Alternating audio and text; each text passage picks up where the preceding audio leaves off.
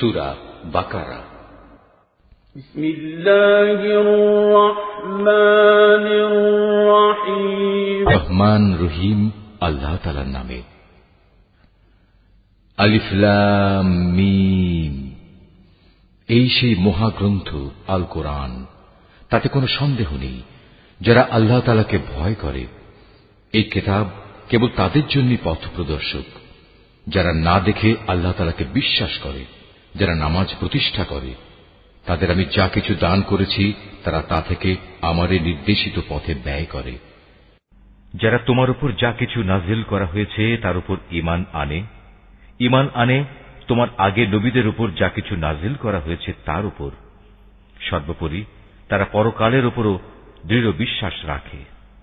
সত্যিকার অর্থে এই লোকগুলোই তাদের মালিকের দেখানো সঠিক পথের উপর রয়েছে এবং এরাই হচ্ছে সফলকাম। যারা এই বিষয়গুলো অস্বীকার করে তাদের তুমি পরকালের কথা বলে সাবধান করো আর না করো, কার্যত উভয়টাই তাদের জন্য সমান কথা।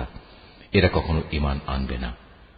ক্রমাগত কুফরি করার কারণে আল্লাহ তাআলা তাদের মন, মগজ ও শ্রবণ শক্তির উপর মোহর মেরে দিয়েছেন। এদের দৃষ্টিশক্তির উপরও এক ধরনের আবরণ পড়ে আছে।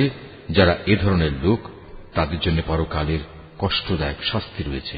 যখন বলা হয় তোমরা এই শান্তিপূর্ণ জমিনে অশান্তি ও বিপর্যয় সৃষ্টি করো না, তখন তারা বলে, না, আমরাই তো হচ্ছি বরং সংশোধনকারী।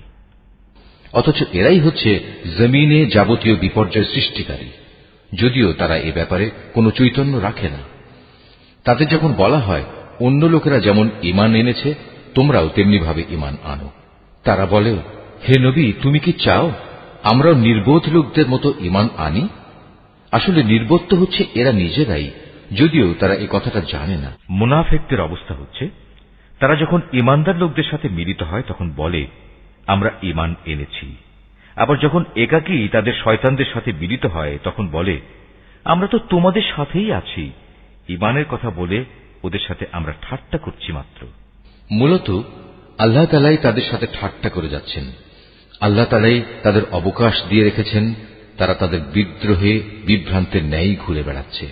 এরা জেনে বুঝে হেদায়েতের বিনিময়ে গোমরাহি কিনে নিয়েছে। তাদের এই ব্যবসাটা কিন্তু মোটেই লাভজনক হয়নি এবং এরা সঠিক পথের অনুসারীও নয়। এদের উদাহরণ হচ্ছে সে হতভাগ্য ব্যক্তির মতো যে অন্ধকারে আগুন জ্বালাতে চাইল।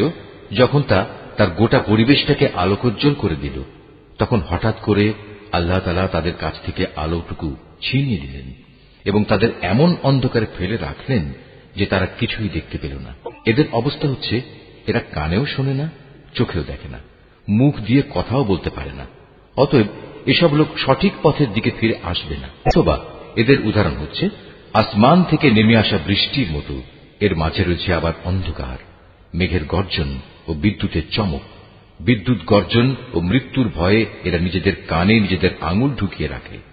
এরা জানে না আল্লাহ তাআলা কাফিরদের সকল দিক থেকেই ঘিরে রেখেছেন। তাতে এদের অবস্থা নাজুক হয়ে পড়ে। মনে হয় এখনই বিদ্যুৎ এদের চোখ নিষ্প্রভ করে দেবে। এই আতঙ্কজনক অবস্থায় আল্লাহ তাআলা যখন এদের জন্য একটু আলো জ্বালিয়ে দেন তখন এরা সেদিকে চলতে থাকে। আবার যখন তিনি তাদের উপর অন্ধকার চাপিয়ে দেন তখন এরা একটু থমকে দাঁড়ায়।